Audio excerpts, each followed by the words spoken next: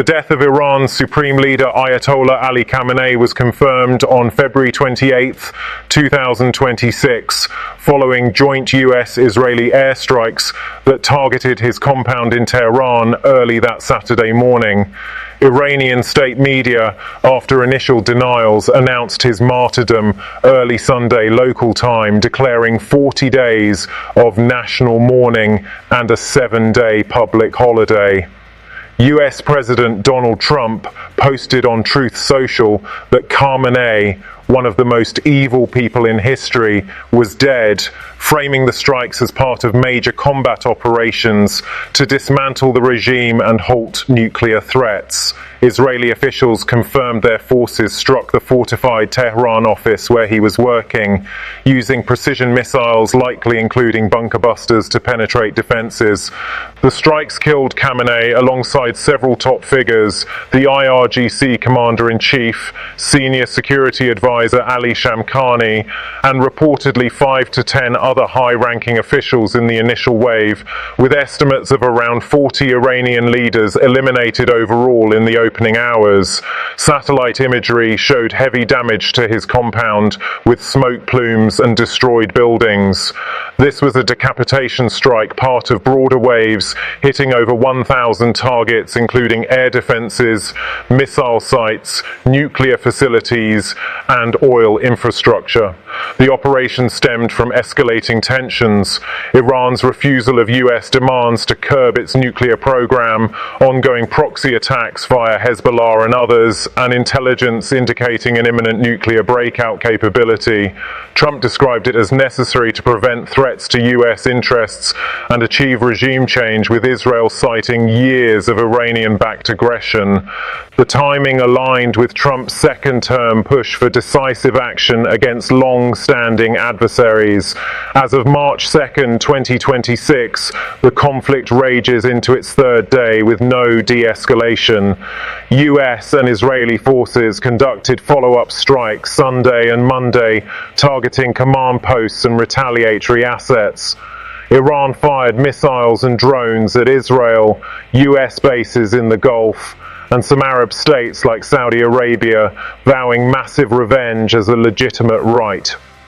3 U.S. service members were killed in Iranian retaliation, prompting Trump to warn of continued heavy bombing throughout the week or longer if needed. Oil prices spiked sharply amid fears of disrupted flows. Inside Iran, reactions remain deeply divided. In Tehran and other cities, crowds celebrated Khamenei's death with chants against the dictatorship, fireworks and calls echoing "Long live the Shah" or liberation themes, reflecting long-simmering opposition frustration over repression and economic collapse. State TV showed a presenter in tears announcing the news, while regime loyalists mourned him as a martyr in rallies. Phone and internet services faced widespread disruptions to limit protests, with reports of security forces using lethal force against demonstrators. Some areas saw mixed scenes: grief in strongholds, jubilation elsewhere. Succession is in crisis. Khamenei left no designated heir. A temporary 3-person council comprising the president, Masoud Pezeshkian, judiciary head, and a guardian council member now holds power under constitutional provisions until the Assembly of Experts selects a permanent successor. A leadership council has begun work, but ongoing strikes and internal chaos delay the process, potentially taking days or longer. Hardliners and the IRGC, which controls vast economic and military power, are positioned to influence or dominate the outcome. Consequences could cascade rapidly. Intensified warfare risks drawing in proxies like Hezbollah or Houthis, further destabilizing the region and spiking global energy costs.